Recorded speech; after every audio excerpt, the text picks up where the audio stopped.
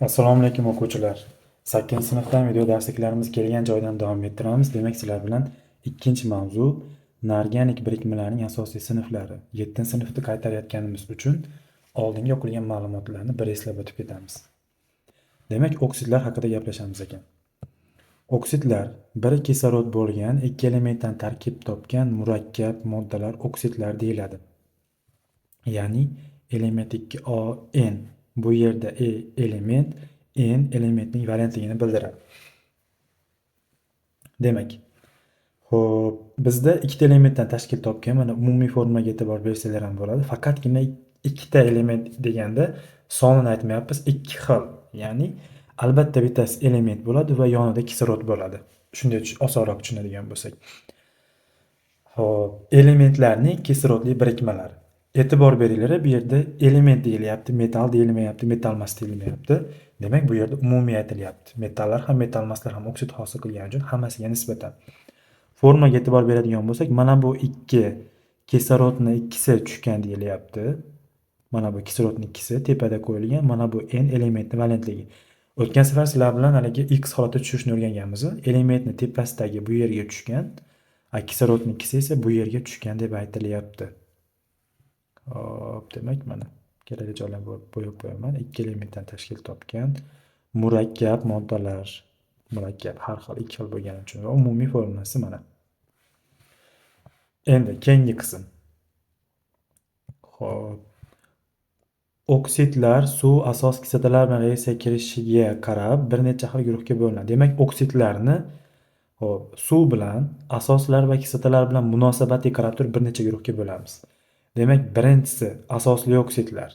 Natriy oksid, bariy oksid, mis oksidi. Ikkinchisi kislotali oksidlar. Karbon tangrit, oltin oksidi, fosfor 5 oksidi.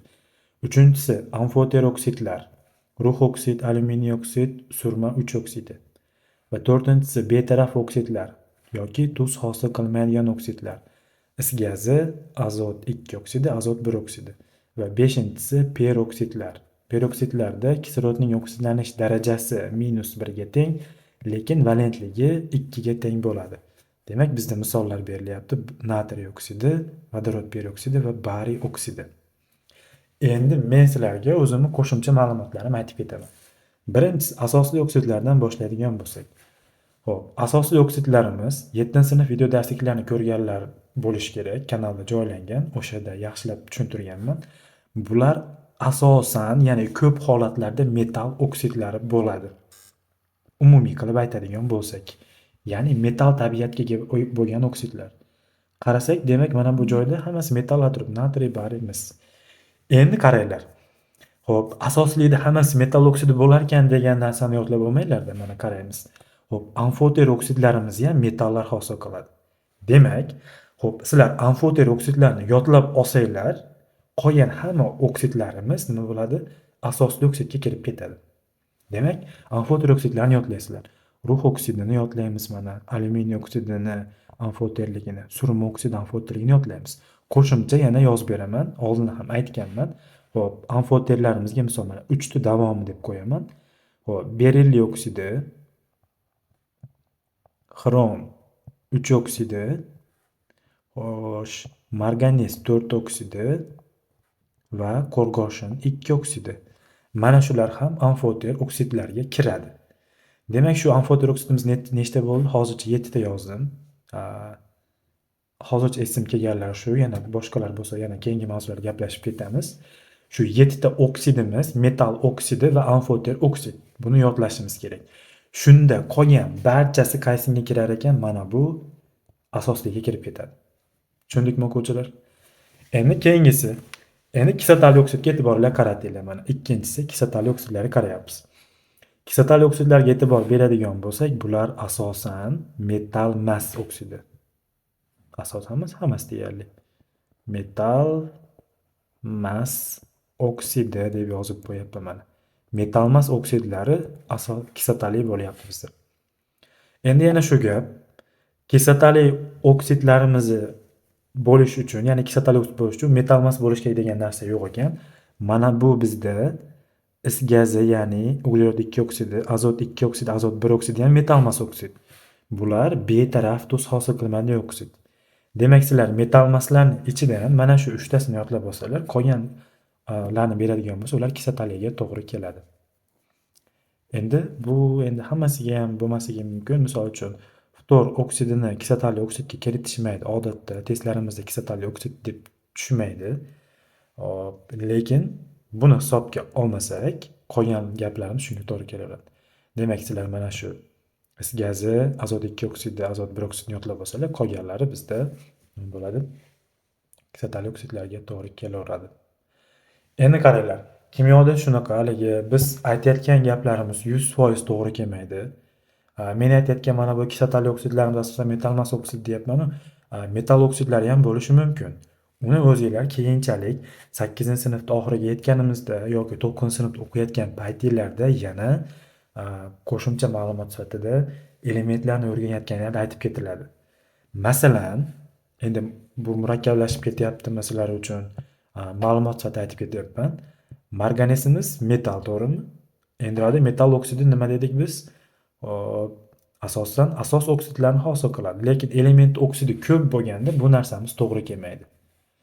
Hop, 7-sinfda yozganim bo'yicha tushuntiradigan bo'lsam, mana xromni 2si bor, xromni 3i bor, xromni 6 oksidi bor. Eng quyisi asosli bo'ladi. Eng yuqorisi mana kislotali bo'ladi. O'rtadagisi amfoter bo'ladi. Amfoter. Marganesda ham xuddi shunday narsa bor. Marganesni 2si bor. Marganesni 3 oksidi bor. Marganesni 4 oksidi bor. Marganesni 7 oksidi bor. Mana bu ikkalasi 2-3 oksidi asosli. Mana bu 4 oksidi amfoter. Mana bu 7si kislotali. Demak, o'quvchilar, tushunish va yodlash kerak bo'lgan ma'lumotlarni iloji boricha o'zingizlar farqlab olinglar. Yodlang degan joyni yodlashinglar kerak. Xo'p. Namunaviy masalani ko'ramiz o'zimiz. Foizdan formulani chiqarishda aytib ketgan. Xo'p, endi mana bu joyda oksidlar uchun mustaqil yechish uchun masala mashqlar deyilyapti. Mis-2 oksidini qanday usullar bilan hosil qilish mumkin? Bu o'zingizlarga. Ohak toshni qizdirish yo'li bilan hosil qilgan oksidni ishlatilish sohasi. Bo'pti, mis oksidni aytib ketaman, og'zaki aytib ketaman. O'zingizlar yana kitoblarda o'qiysizlar davomi sifatida. Xo'p, mis-2 oksidni qanday olish mumkin? Birinchisi, misga kislorod qo'shib olish mumkin. Misni havoda qizdirib olinadi. Ikkinchisi, misni tuzlarini qizdirib olish mumkin. Bizda qaysi tuz beriladi? Asosan malahit beriladi. Undan tashqari mis nitrat beradi. Shularni qizdirib olish mumkin. Undan tashqari yana mis-2 gidroksidni qizdirsak ham oksidi chiqadi. Asosiy oksidni olish usullari shu bizda. Ikkinchisi, ohak tosh qizdirish yo'li bilan olinadigan oksidni ishlatilish sohasini ko'rsating. Ohak tosh bizda bilamiz kalsiy karbonat. Kalsiy karbonatni qizdirganimizda bizda kalsiy oksidi hosil bo'ladi. Kalsiy oksidi asosan qurilishda ohak sifatida ishlatiladi. Undan tashqari tuproqdagi kislotaliligini kamaytirish uchun ishlatiladi. Undan tashqari yana o'simlik zarar kuylandalariga qarshi kurashda ham ishlatiladi. Suv eritmasi o'zi emas. Uchinchisida bizda nima deyilyapti? Uchinchi topshiriqda quyidagi moddalar yondirilganda qanday oksidlar hosil bo'ladi? Metan yondirilganda karbon tangid bilan suv, karbon tangid kislotali oksid. Vodorod sulfid to'liq yonganda oltinga 4 oksidi chiqadi, ya'ni SO2, u ham kislotali oksid. Fosfen yondirilganda fosfor 5 oksid chiqadi, kislotali oksid. Mana bu moddamiz asetilen deyiladi. Asetilen yonganda karbon tangid suv chiqadi, karbon tangid kislotali oksid. Xo'p, ammiak yondirilganda azot 2 oksidi chiqadi. Bu betaraf oksid. Uglerod yondirilganda is gazi, karbonat angidrid ikkalasi ham hosil bo'lishi mumkin sharoitga qarab. Is gazi hosil bo'lsa betaraf oksid, karbonat angidrid hosil bo'lsa kislotali. Vodorod hosil bo'lganda suv hosil bo'ladi. Suvni bu hostali oksidlarga kiritmaymiz. Oltin gut yonganda oltin gut 4 oksidi SO2 chiqadi, ya'ni kislotali oksid. Fosfor yondirilganda fosfor 3 oksidi yoki 5 oksidi chiqishi mumkin. Kislorodni berilishiga qarab turib, odatda fosfor 5 oksid ishlatiladi bizning kimyo savollarida. Fosfor 5 oksidi kislotali oksid.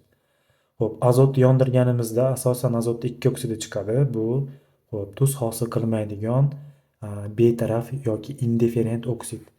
Mis yondirilganda hop mis 2 oksidi chiqadi odatda. Bu asosli oksid.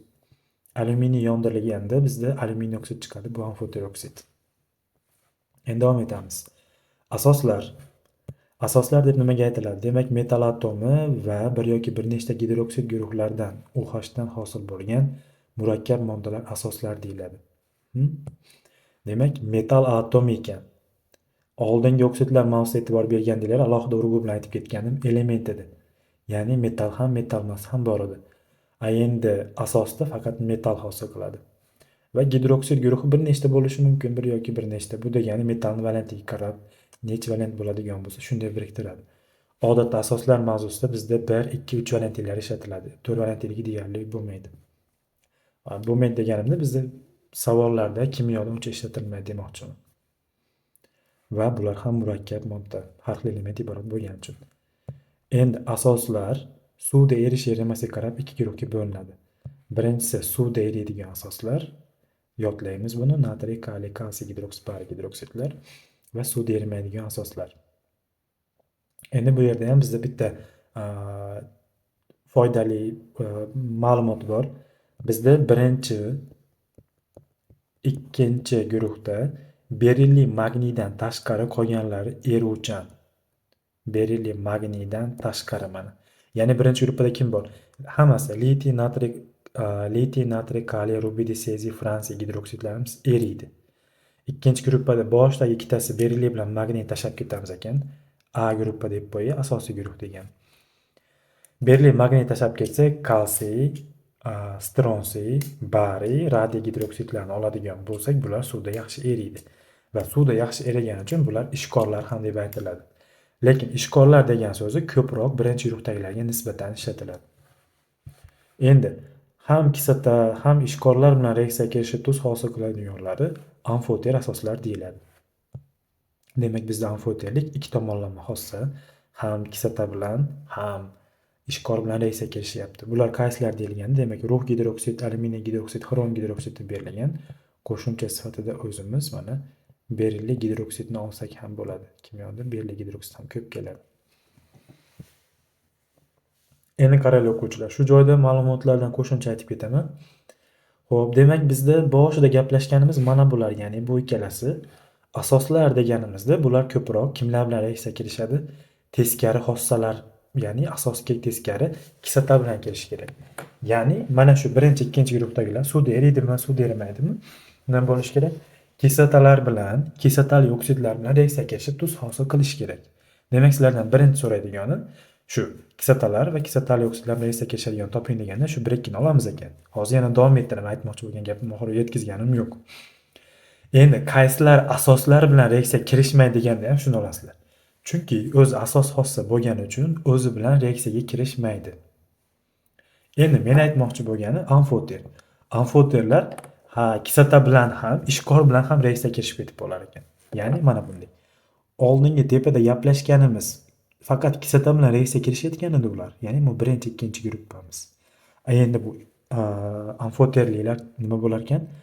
Ular ishkorlar bilan ham reaksiyaga kirishib ketib qolar ekan. Shunisi bilan tepadagilar bilan farq qiladi. Namunaviy topshiriq, foizlarni toping debdi. Bular o'zingizlarga bo'ladi. Kalsiy gidroksidi suvda eriydigan asosiy, ya'ni mana ishkor deyilyapti. Uni olish uchun kalsiy yoki kalsiy oksidga suv ta'sir etib olinadi. Demak, bu yerda qanaqa ma'lumot bor? Birinchi o'rinda kalsiy gidroksidning olinishi beryapti. Suvda erishi yaxshi eriydigan, suvda eriydigan deyilyapti. Uzr, yaxshi eriydigan emas, suvda eriydigan. Uni olish uchun kalsiy yoki kalsiy oksidga suv ta'sir etib olinadi. Demak, mana reaksiyalar berilyapti. Reaksiyalarni tushunib olishimiz kerak. Demak, suvda eriydigan metal bo'lsa, ya'ni faol metal bo'lsa, metalga suv ta'sir ettirib olish mumkin ekan, metal oksidiga suv ta'sir ettirib olish mumkin ekan. Xuddi shu narsani birinchi, ikkinchi guruhdagi hammasiga ishlatsanglar bo'ladi. Mana bu berilli magniydan tashqari asosiy guruhga. Berli malina tashqari. Misol uchun natriyni beryaptimi? Natriyga suv qo'shasizlar, natriy gidroksid vodorod. Natriy oksidni beryapti, natriy oksidga suv qo'shamiz, natriy gidroksid chiqadi. Xuddi shu narsa qolganlarida ham ketaveradi. Mustaqil yechish uchun masala mashqlar. Demak bizda litiy gidroksid bir valent bo'lgani uchun mana bundek, bariy gidroksid bariy ekvivalent bo'lgani uchun mana bundek, stronsiy gidroksid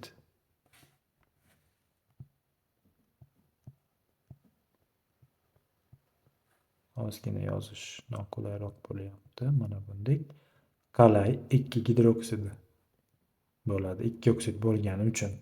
Demak, oksid nech valent bo'lsa, shunga mos gidroksid olib ketaveramiz. Marganes 3 oksidini bergani uchun marganes 3 gidroksid.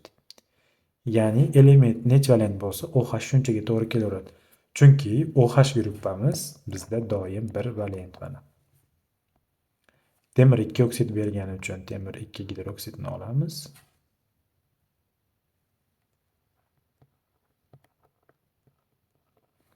Temir 3 oksid bergani uchun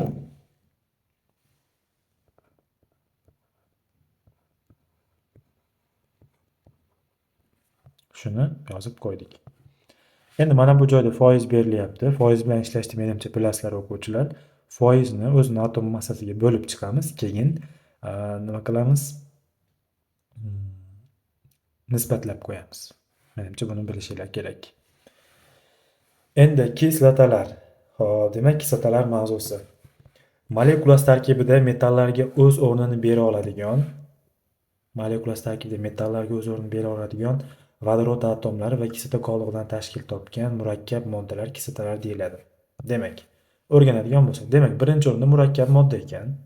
Endi molekulasi ikki qismdan iborat ekan. Metallarga o'z o'rnini bera oladigan vodorod bor ekan va kislota qoldig'idan tashkil topgan. Demak, mana bu nitrat kislota misol tushuntirib bersam, mana bu vodorodning o'rniga metal kelishi mumkin deyilyapti. Bu joyi kislota qoldig'i reaksiyada qolib ketib qoladi o'zgarmasdan odatda. Xo'p, shuning uchun bu joy kislota qoldig'i ikkita qismdan iborat ekan. Endi aytilyapti, kislotalar molekulasida, ya'ni birinchi mana bu ma'lumotimiz. Kislotalar molekulasi tarkibidagi kislorod atomining bo'lishi yoki bo'lmasligiga qarab turib ikki guruhga bo'linadi. Kislorodli kislotalar va kislorodsiz kislotalar. Juda ham sodda. Kislorodi bor yo'qligiga qaraymiz. Hech qanaqa bu Mendeleyevning qarindoshi bo'lish yoki bir oliy ong kerak emas buni tushunish uchun. To'g'risini aytyapman. Kislorodi bor bo'lsa kislorodli, kislorodi yo'q bo'lsa kislorodsiz. To'g'rimi? Naqadar tushunarli bu. Endi keyingisi. Kislotalar tarkibidagi metallarga o'z o'rnini beradigan vodorod atomiga qarab turib quyidagi guruhga bo'linadi. Endi vodorodga qaraymiz.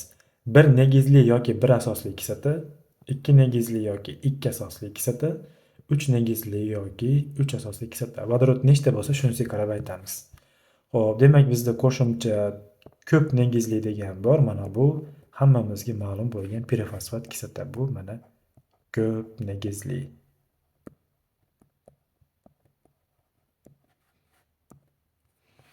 Namunaviy mashqlar. Ruhga xlorid kislota ta'sir ettirilyapti. Metallarga kislota ta'sir ettirilganda odatda mana tuzi va vodorod chiqadi. Siqib chiqara olsa, reaksiyalarni o'zimiz mustaqil o'rganib ketishimiz kerak. Xo'p, mustaqil yechish uchun masala va mashqlar. Xo'p, foizlardan o'zingizlar formulani chiqarib topasizlar. Bu narsa menimcha yod bo'lib ketgan ishlash eng oson masalalardan kimyodagi. Xo'p, endi ikkinchisini tushuntirib ketmoqchiman. Quyidagi oksidlarga muvofiq keladigan kislotalarning formulalarini yozing va nomlang. O'zimning kanalimda, ya'ni Alfa Kimyo kanalida shu haqida juda ham yaxshi post yozib chiqqanman. Kislota angidridlari deb yozsalar chiqadi. Angidrid, kislota angidridlar, ya'ni karbonat angidridni bilamiz-ku. Angidrid. T ili D bilan yozganman, aniq esimda yo'q. Kislota angidrid desalar chiqadi. Ya'ni oksid suvda erib turib kislota hosil qilsa, o'shani angidrid desak bo'laveradi. Misol uchun bizda karbonat angidrid suvda eriganda karbonat kislota chiqadi. Shuning uchun bu karbonat angidrid deyiladi. SO3 suvda eriganda, ya'ni 6,6 oksid suvda eriganda, mana bu 6,6 oksidimiz suvda eriganda sulfat kislota chiqadi. Shuning uchun buni sulfat angidrid deyiladi. SO2 suvda eriganda sulfit kislota chiqadi. Shuning uchun bu sulfit angidrid deb ataladi. Shu haqida Telegramda alohida post tashlaganman, uni ko'rib tursalar bo'ladi. Endi mana buni aytmoqchiman. Bu yerda bizga nima deyapti? Kremniy toroksidga qaysi kislota to'g'ri keladi deyilyapti. Bunga silikat kislota to'g'ri keladi. H2 kremniy O3. Valentligi ham, oksidlanish darajasi ham bir xil bo'ladi. H2 kremniy O3. Mana bunda mishak 5 oksidi. Arsenat kislotida mishak 5 valent. S6. Endi xrom 6 oksidi. Xrom 6 oksidi bu sharoitga qarab bo'ladi. Xromat kislota ham to'g'ri keladi. Dixromat kislota ham to'g'ri keladi. Valentligi ham, oksidlanish darajasi ham, ikkalasi ham to'g'ri keladi. Endi uchinchisi, quyidagi jadvalni o'zaro ta'sirlashuv reaksiyalar tenglamalarini yozing deyilyapti. Buni daftarga mustaqil yozasizlar, og'zaki aytib ketishga harakat qilaman, qaranglar. Birinchisi, ruhga xlorid ta'sir ettiramiz. Ruh, xlorid, vodorod. Tepada ham ko'rdik.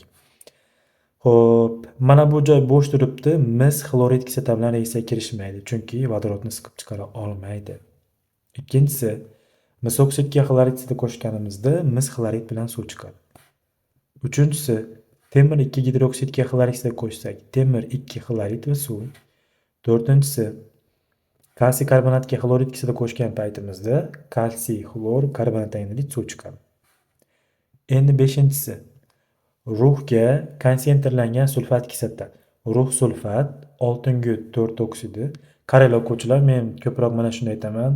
Oltingut 6 oksidini SO3, buni SO2 deb ketaman. Menimcha hammaga tushunarliroq bo'ladi bu. 5-reaksiyamizda ruh sulfat SO2 suv chiqadi. 6-reaksiyamizda mis SO2 suv chiqadi. 7-si mis sulfat bilan suv chiqadi. Ya'ni oksid uchun konsentrlangan suyultirilgan reaksiyasi deyarli bir xil ketadi. Metallarda boshqacharoq. 8-si temir 2 sulfat bilan suv chiqadi. 9-si kalsiy sulfat karbonat anhidrid suv. 10-si suyultirilgan ruh sulfat va vodorod chiqadi. E'tibor beryapsizlar o'quvchilar, mana bu 5 ta ruh sulfat SO2 suv chiqqanda 10 da ruh sulfat bilan vodorod. Xo'p, mana bu joy bo'sh berilyapti. Chunki mis bu yerda sulfat kislotani suyultirilgan bilan reaksiyaga kirishmaydi, vodorodni siqib chiqara olmagani uchun. 11. Xo'p, mis sulfat suv chiqadi. Xo'p, 7 bilan 11 bir xil. Oksid uchun aytganimdek suyultirilgan va konsentrlanganning farqi yo'q. 8 bilan 12 ham bir xil, ya'ni temir 2 sulfat bilan suv chiqadi. 9 bilan 13 ham bir xil. Kalsiy sulfat, karbonat anhidrid suv chiqadi. Davom etamiz. Tuzlar. Xo'p, molekulasida metal atomi va kislota qoldig'idan tashkil topgan murakkab moddalar tuzlar deyiladi. Metal atomi o'rnida ammoniyon ham bo'lishi mumkin. Bunday tuzlar ammoniy tuzlari deyiladi. Tuzlar quyidagi guruhga bo'linadi. Xo'p, bo'lib o'rgansak.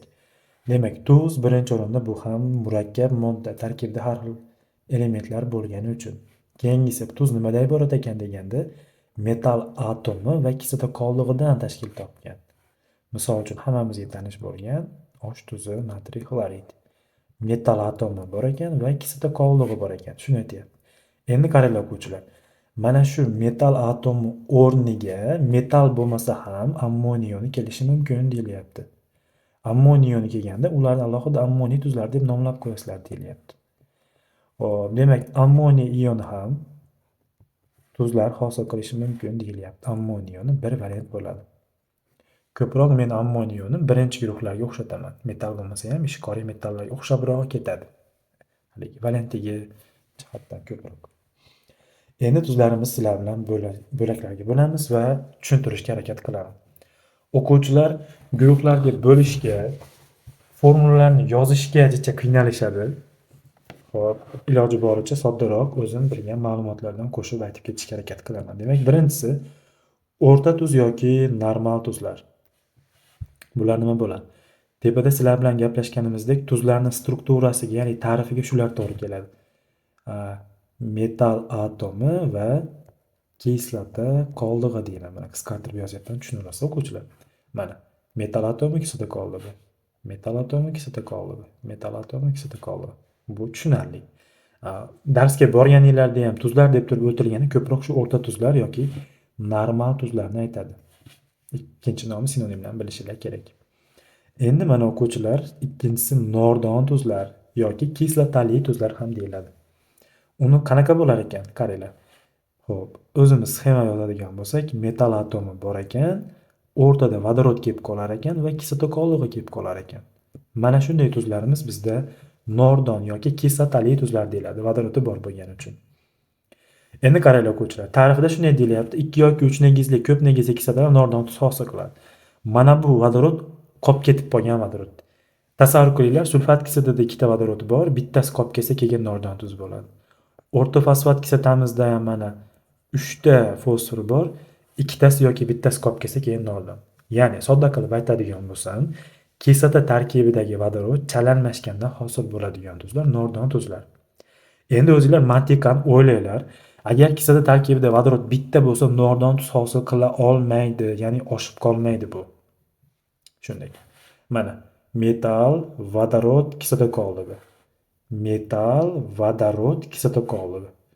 Nordon tuzlar nomlayotganda ko'proq gidro, digidro deb aytib ketiladi. Bitta vodorod bo'lsa gidro. Masalan, mana bu natriy gidrokarbonat bitta bo'lgani uchun vodorod. Mana bu yerda ham kalsiy gidrokarbonat, kaliy gidrosulfat, kalsiy digidrofosfat. Ikkita vodorod oshib qolgani uchun fosfat kislotada. Uchinchisi asosli yoki gidroksid tuzlar. Demak, sxemamiz qanday o'zgartiramiz ekan? Metall, OH va kislota qoldig'i bo'lsa, demak bizda mana asosli bo'lyapti. Nomlashda ham shunday nomlaysizlar. Xo'p, mana mis gidroksokarbonat, kalsiy gidroksoxlorid, magniy gidroksonitrat, alyuminiy digidrokso ikkita oshib qolgani uchun xlorid. Bitta bo'lsa gidrokso, ikkita bo'lsa digidrokso deb aytiladi. Uchtaligi yo'q. Uchta bo'lsa trigidrokso deb aytilgan bo'lardi. Xo'p. Yo'q deganimda, shu biz imtihonda tushadigan kitoblarimizda bor ma'lumotni aytyapman. Umuman yo'q ekan deb tushunib olmanglar. 4-si qo'shaloq tuzlar yoki qo'sh tuzlar. Xo'p, bular qanday ekan? 2 xil metall va bitta kislota qoldig'idan tashkil topgan tuzlar. Bunday tuzlar ichida amaliy ahamiyatga ega bo'lgan achchiq toshlardir. Xo'p, mana bu gapni tushunaylik biz. 2 xil metall va bitta kislota qoldig'idan iborat. Ya'ni buni sxemasi bunday bo'ladi. Metall 1, metall 2 va kislota qoldig'i. Endi shunday tushuntiryapman sizlarga tushunarli bo'lishi uchun. Mana kaliy alyuminiy sulfat kislota qoldig'i bir xil, metall 2 xil. Ammoniy alyuminiy sulfat metall har xil, kislota qoldig'i bir xil. Bular ichida amaliy ahamiyatga ega bo'lganlar, ya'ni boshqacha nomlangan achchiq toshlardir ekan. Ya'ni mana bu kaliyli achchiq tosh, bu ammoniyli achchiq tosh. Xromligi ham bor, 9 to'qizlar. Endi aralash tuz. Bu aralash tuz nima ekan? Bir xil metall ekan, 2 xil kislota qoldig'i ekan. Tepadagi sxemamiz teskarisi. Metall bitta, kislota qoldiqlari 2 xil endi mana. Kislota qoldig'i 1, kislota qoldig'i 2. Bu joyda kalsiyni xlorid va gipoxlorid tuzi berilyapti yoki xlorli ohak deb aytiladi bu. Xo'p, aralash tuzlar bizda ko'p emas. Ko'pchilik o'quvchilar qo'sh tuz bilan aralash tuzni farqiga borishmaydi. Iloji boricha 4 bilan 5 ta yaxshilab yodlab olishingizni tavsiya qilgan bo'laman. Xo'p, undan tashqari bizda qo'shimcha ma'lumot sifatida aytaman, kompleks tuzlar ham bor. 7-sinfda berilgan. Qizil qon tuzi, sariq qon tuzi degan. Misol uchun mana kattaroq qilib yozaylik. Temir, sianid, olti. Bu temir 3 taligi, uzr, noto'g'ri yozdim. Kaliy bo'ladi. Kaliy 3, temir, sianid 6, qizil qon tuzi. Xuddi shuni kaliy 4 taligi bo'ladigan bo'lsa, kompleks tuz bo'ladi bu ham. Bu endi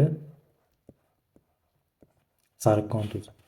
Yana bizda kriolit degan tuz ham bor. Natriy 3, alyuminiy, ftor 6, kriolit. Mana shular bizda kompleks tuzlarga misol bo'ladi. Savol va topshiriqlarni o'qiymiz, reaksiyalar bo'lsa ko'rib ketamiz. Xo'p, birinchisi Mis metalli va zarur reaktivdan foydalanib, mis 2 xlorid o'zini olish usullarini taklif qiling. Aha. Xo'p. Zarur reaktiv deganda xohlagan narsangizdan foydalaning deyapti. Birinchi, misni oksidlaymiz. Mis oksid chiqadi, unga xlorid kislota qo'shamiz, mis 2 xlorid chiqadi. Oson variant bu ham. Eng soddasi. Ikkinchisi, bizda eng zo'ri reaksiyalar ketma-ketligi degan narsa bor. Og'zaki aytib ketaman, o'zinglar yozishga harakat qilasizlar. Xudo xohlasa vaqtim bo'lsa, xuddi shu narsani men Telegramga tashlab ham qo'yaman. Birinchisidan boshlab ketamiz. Qaranglar. Xo'p. Mis sulfatdan mis gidroksid olish uchun ishqor qo'shish kerak. Natriy gidroksid misol uchun. Ikkinchisi, ya'ni demak mis sulfatdan mis gidroksid oldik. Mis gidroksiddan mis oksid olish uchun uni qizdirish kerak. Hop, keyingisi mis oksiddan mis olish uchun bunga uglerod, is gazi, vodorod qo'shish mumkin. Og'zaki aytib ketyapman, daftarlarga o'zingizlar konspekt qilib yozasizlar. B'siga o'tyapmiz. Temirdan temir 2 xlorid olish uchun xlorid kislota qo'shiladi. Temir 2 xloriddan temir 2 nitrat olish uchun bariy nitrat qo'shamiz. Hop, temir 2 nitratdan temir gidroksid olish uchun natriy gidroksid birorta ishqor qo'shamiz. Temir 2 gidroksiddan temir oksid olish uchun qizdiramiz. Undan temir olish uchun is gazi, uglerod ta'sir ettiramiz. Vodorod qo'shsa ham bo'ladi. Endi D'si. Temirdan temir 3 xlorid olish uchun xlor qo'shiladi. Undan 3 gidroksid olish uchun natriy gidroksid qo'shiladi. Undan oksid olish uchun qizdiriladi. Undan temir olish uchun vodorod, is gazi ta'sir ettiradi, uglerod ta'sir etadi yoki alyuminiy termiya qilsa ham bo'ladi. Undan temir sulfat olish uchun temirga suyultirilgan sulfat kislota qo'shiladi. E'tibor beramiz. Tepadagi B'da bilan buni farqi bo'lyapti bizda. Temirga xlor qo'shsak 3 xlorid, xlorid kislota qo'shsak 2 xlorid chiqyapti. Shu joylari bor bizda. Esa fosforga kislorod qo'shsak fosfor 5 oksidi, unga qaynoq suv qo'shsak, qizdirib turib qo'shsak suvni fosfat kislota chiqadi. Unga kalsiy gidroksid, kalsiy oksid yoki birorta kalsiyni suv deydigan tuzi kalsiy xlorid qo'shsak kalsiy fosfat chiqadi. F'si F. Oltin g'o't yondirilganda oltin g'o't to'roksidi, unga katalizator vanadiy 5 oksidi ishtirokida kislorod qo'shganimizda oltin g'o't 6 oksidi, unga suv qo'shganimizda sulfat kislota, natriy yoki natriy oksid, natriy gidroksid qo'shganimizda natriy sulfat chiqadi. Ya'ni sulfat kislotaga natriy qo'shib ham, natriy oksid qo'shib ham, gidroksid qo'shib ham olish mumkin. G yoki G. Uglerodni yondirganimizda kislorod yetarli bo'lgan sharoitda karbonat angidrid, unga kalsiy gidroksid qo'shganimizda kalsiy karbonat, qizdirganimizda kalsiy oksidi, suv qo'shganimizda kalsiy gidroksid, unga kelgan karbonat angidrid mol miqdorda qo'shganimizda kalsiy gidrokarbonat chiqadi. Endi keyingisi H. Kalsiy karbonatni qizdirganimizda kalsiy karbonatga karbonat angidrid suv qo'shganimizda kalsiy gidrokarbonat, kalsiy gidrokarbonat qizdirganimizda kalsiy karbonat yana shu chiqyapti. Uni yana qizdirganimizda kelgan kalsiy karbonat angidrid chiqadi. Karbonat angidridga kalsiy oksidi yoki kalsiy gidroksid qo'shganimizda kalsiy karbonat hosil bo'ladi. Keyingisi I. Natriyga vodorod qo'shgan natriy gidrid, natriy gidridga suv qo'shganda natriy gidroksid, natriy gidroksidga nitrat kislota yoki azot 5 oksidi qo'shganimizda natriy nitrat. J. Malahitni, ya'ni mis gidroksokarbonatni qizdirganimizda mis oksidi, mis oksidga sulfat kislota qo'shganimizda mis sulfat, suyultirilgan yoki konsentrlangan farqi yo'q. Xo'p, mis sulfatga natriy gidroksid qo'shganimizda mis gidroksidni qizdirganimizda mis oksidi, uni qizdirganimizda yoki vodorod is gazi ta'sir ettirganimizda mis chiqadi. Keyingisi. Ammoniy xlorid tuzini kamida 4 xil usul bilan hosil qiling. Birinchisi, xo'p, ammiakka xlorid kislota qo'shish. Ikkinchisi, ammoniy gidroksidga xlorid kislota qo'shish. Keyingisi, xo'p, ammoniy sulfatga bariy xlorid qo'shish. Keyingisi, xo'p, yana To'rtinchisiga nima desak bo'ladi? Xo'sh, ammoniy gidroksidiga hop, kalsiy gidroksid, kalsiy xlor qo'shsak chiqarmikin? Menimcha shunday olib turaveramiz. Xo'sh, keyingi to'rtinchisi. Temir barcha zarur reaktivlardan foydalanib, temir 2 gidroksid hosil qila olasizmi? Zarur reaktivlar bilan yozing. Ha, hosil qila olamiz. Hop, temirga xlorid kislota qo'shamiz. Temir 2 xlorid. Temir 2 xloridga natriy gidroksid qo'shamiz. Temir 2 gidroksid. Temir 2 gidroksidni qizdirib yuboramiz. Temir oksidi chiqadi. Yo'q, uzr. Biz mana shu yerda to'xtashimiz kerak ekan, mana bo'ldi. Temir 2 gidroksid chiqdi. Qo'shimcha nima chiqishini o'zimiz bilamiz. Mana. Xo'p, demak o'quvchilar, ikkinchi mavzudan o'rganishimiz kerak bo'lganlari shu edi. Iloji boricha yana qaytadan ko'rib chiqishlarini tavsiya qilaman. Rahmat, sog' bo'linglar.